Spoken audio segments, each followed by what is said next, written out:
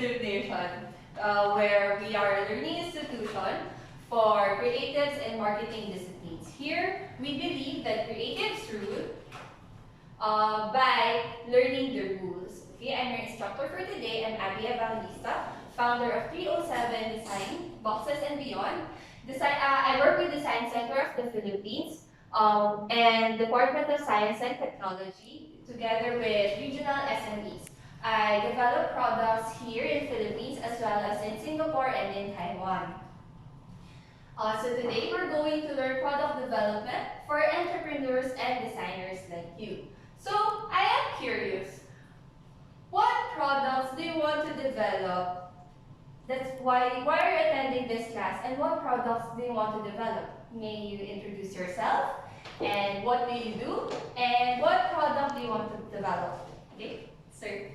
Hello, good afternoon everyone. I'm Cursor and I want to develop a mouse, a different kind of mouse. Thank you. Okay. Sir, are you a designer? Yes, I'm a designer. Okay, sir, how about you? Hi, I'm Dustin. I'm a designer as well, but I'm more on the esports side. So we create programs, design programs. But this time I want to create something tangible so that can complement our programs for esports. Ah, okay, that's good. Same as sir. Uh, How about you, ma'am? I'm Apple. I'm a graphic designer student, and I want to learn more about product development because I'm interested in paper arts. That's good. Okay, that's good. Okay, so all of this, you see an opportunity. That's why you want to create a product. We have different opportunities, or let's say moments of inspiration that you say, aha, it's beautiful, or it's really, really bad. But these moments of inspiration push us to develop new products. Sometimes it's a skill. So when you're good at something, you want to improve what you're doing, or you will just want to finish your job easier or faster. Sometimes it's just a unpleasant experience. Lost your belongings or hurt yourself while doing home improvements. And sometimes it's just the need to improvise. That every day we get into a situation that we need to solve something with what we have. Okay? For example, it's very hot and you have no pool. You see a tarp and then you create a pool and then you realize, it's a good product I can sell. There's a lot of pickup trucks. There's a lot of people who want a pool but can't afford the pool. So the need to improvise is there, and then you created a product with additional functionalities than your tarps. Okay, sometimes it's just inconvenience. We want faster, more efficient way. And then there goes our lifestyle. We fit the products into our lifestyle. Any questions? Are you okay? Yeah. Okay. Lifestyle, like for example now, a lot of people, we are growing people, but our land, so our spaces get smaller and smaller. So we design products for a small environment. Or are you just too lazy? You don't want to get out of the bed?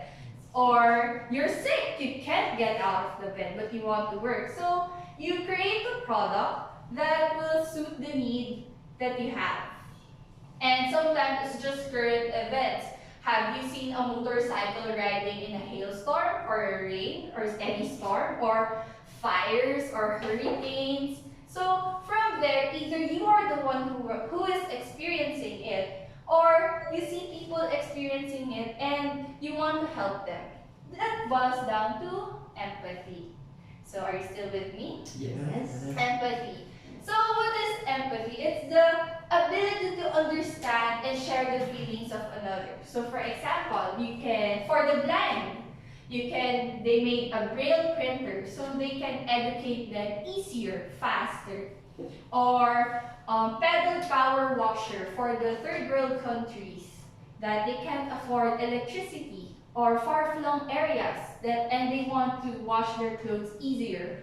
Or you just want to save a life. providing a good water source for the ones who who does not have clean water. Okay? So we, as designers and entrepreneurs, we see the need that our consumers do not see. They cannot identify by themselves. Okay? Do you understand? Yes. Okay. So, how do we create a great product? Do you have any idea?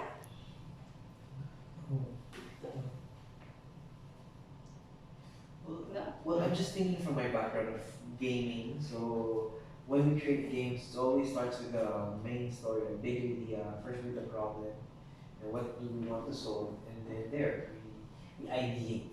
As in, okay, so you see, you thought about it, you have a process. So, great products don't just come out of thin air. They are usually the ones that you think that aren't designed.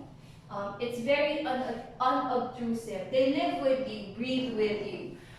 Examples of these are toilets, or papers, or your gadgets. Can you imagine your life without your gadgets?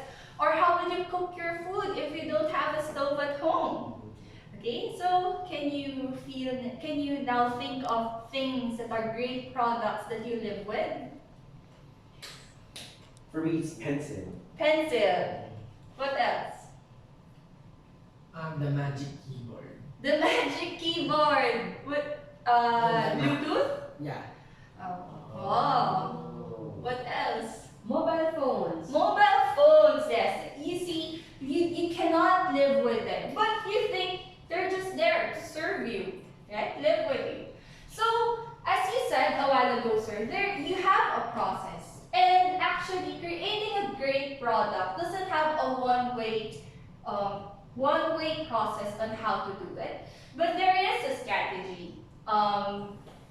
Great companies use this method to continuously produce great products time and time again. And that's what we're gonna learn today. Are you excited to learn about this? Yes. Alright, so let's start with, of course, desirability. So as you can see, desirability. You want people to desire your product. They don't want something that they don't desire. Yes. And then after that, feasibility. Can you really do your product? Is it feasible? Can you produce it? Is it okay to make it a business? And then there goes your viability. So viability is producing your product again and again and again, meeting the consumer's needs again and again and again, your satisfaction. And then when you meet them all, you get this sweet spot, design innovation. And that's what we're gonna learn today. And our end goal for today is for you to create a great product. Do you have any questions? Not so far. Okay, let's first is desirability. As I said, it's the people. How will you engage your people to buy your product? So first is research. Research can make or break your product. If you know what is the product, why are you selling it, how will you do it, you gain the knowledge, you gain the power to fix it, to change it, or create experience for your users. Okay? So let's see. You get to your user. Who's gonna do it? Who's gonna use it? We are people designing for other people. Right? Yes. We are people designing for other people. So we're going to think, well, who are they? What do they do? So we're going to create a journey map for them. What do they do? How do they live? And then from there, we will go into deeper. Where can we insert our product? What are their problems? What do they need? Why do they need it? How will they use it? So right now that they don't have your product, what is their life? And if they have your product, what is going to be their life? So did you create a solution or did you create just more problems? Okay, understand? Okay. Next is your product research. Of course, we're going to create a product. So you need all the things that you should know about your product. And then, who's your competitors? Why haven't they solved the problem that you want to solve? maybe it's an unsolvable problem, or they're looking at it the wrong way, or they haven't think about it. So you need to see what are the problems and what is the solution that you can give. Okay, any questions? Okay. A great example of this is Apple versus Android. See, they research, so they have the data gathered. And then they see that, oh, people want a phone. They want something that they had carry, easy to use, and it's available anytime. So Android saw the data that everybody wants to customize. So he created everything, widgets, themes, fonts, that users can customize by themselves. But Apple, the difference with Apple is they created experience. So when you hold your phone, you don't need to see instructions. They see na, people do this when they wake up. So I'm integrating in an alarm clock. Something along that way. That experience. They circle their development on experience. So can you see the difference? Yeah. Yes. You have questions? Okay, so proper identification is an ingredient to success. So what do you want to do? What do you want to solve? That's your way, your ticket to success, to creating a good product. Okay? And then after that, you create a vision board.